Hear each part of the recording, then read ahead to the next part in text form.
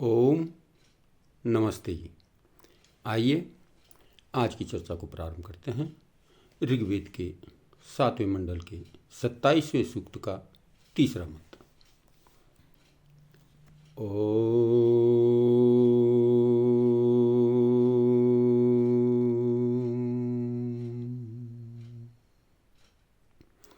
इंद्रो राजा जगतश्चर्षणीनाम् अधिक्षमी विश्वरूपं यदस्ति ततो ददाति दासुषे वसूनि चोदद्राध उपस्तुतश्चिद्रवाक्। इंद्र परमेश्वर जगतः सारे जगत का और चर्षणीनाम मनुष्यों का क्षमी अधि पृथ्वी में यत जो विषुरूपम अनेक प्रकार का सुंदर पदार्थ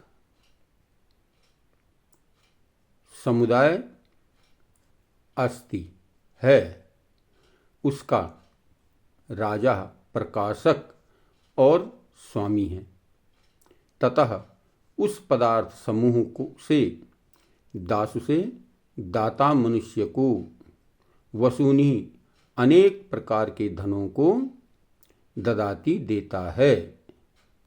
चित यदि अर्वाक प्रथम वह राध धन का चोदत प्रेरक उपस्तुतः स्तुति किया गया हो। तो इस मंत्र में भी देखिए कितने सुंदर बात कही गई है कि जो यह सब स्थावर जंगम संसार, जो जितना भी स्थावर और जंगम दिखाई दे रहा है, चलायमान संसार जितना दिखाई दे रहा है, इस सब का प्रकाशक और स्वामी परमेश्वर है। जगह जगह पर यह बात बताई गई है कि इन संपूर्ण संसार का मालिक वो क्या है? परमपिता परमात्मा ही है। जितना भी ये चलायमान और स्थिर संसार दिखाई दे रहा है, ये सब उस परमपिता परमात्मा की कृपा है। ये ही वही इनका स्वामी है, वही इनका मालिक है। वह सबको और मनुष्य आदि को सबको कहा उसके कर्मानुसार, उसके कर्मों के अनुसार अनेक प्रकार के धनादि पदार्थ, सुंदर पदार्थ जो है प्रदान करता है। क्योंकि वो सबका मालिक वो परमपिता परमात्मा ही है। इसलिए इस मनुष्य योनि में आकर के ये जीवात्मा जिस जिस प्रकार का कर्म करती है, ठीक ठीक उसी प्रकार का फल परमपिता परमात्मा उसको देता है। अनेक प्रकार के धन आदि से सुशोभित कर देता है, जिसका जैसा जितना कर्म रहता है।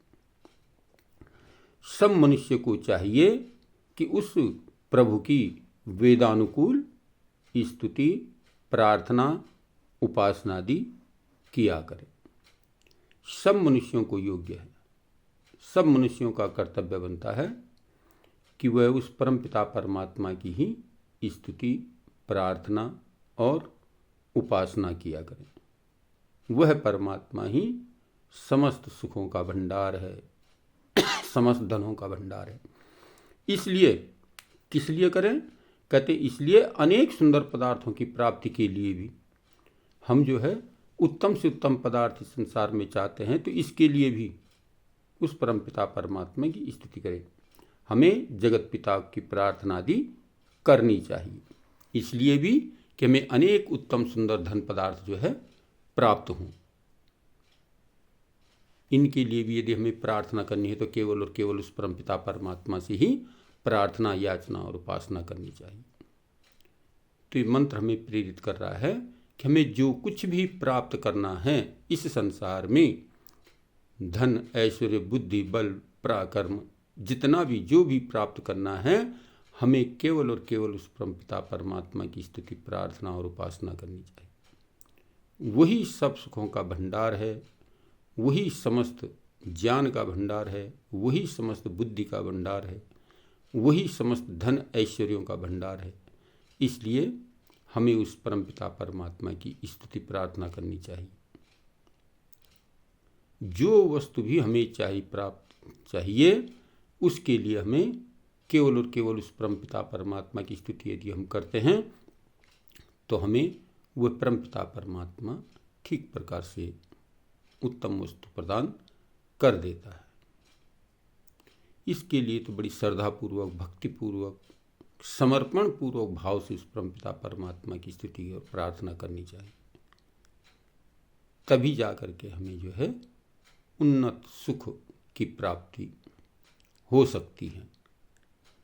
तो इसलिए मंत्र भी हमें प्रेरित कर रहा है कि उस परमात्मा की स्तुति करनी चाहिए। और किस लिए? इसलिए भी करनी चाहिए, ऐसा नहीं कि हम कुछ न चाहते हुए कर रहे हों, बल्कि इसलिए भी करनी चाहिए कि हमें उत्तम सुख, उत्तम धन, उत्तम ऐश्वर्य प्राप्त, उत्तम बुद्धि प्राप्त हो। इसके लिए भी कहते हैं उस परमात्मा की ही स्तुति करनी चाहिए, प्रार्थना करनी चाहिए, उपासना करनी चाहिए।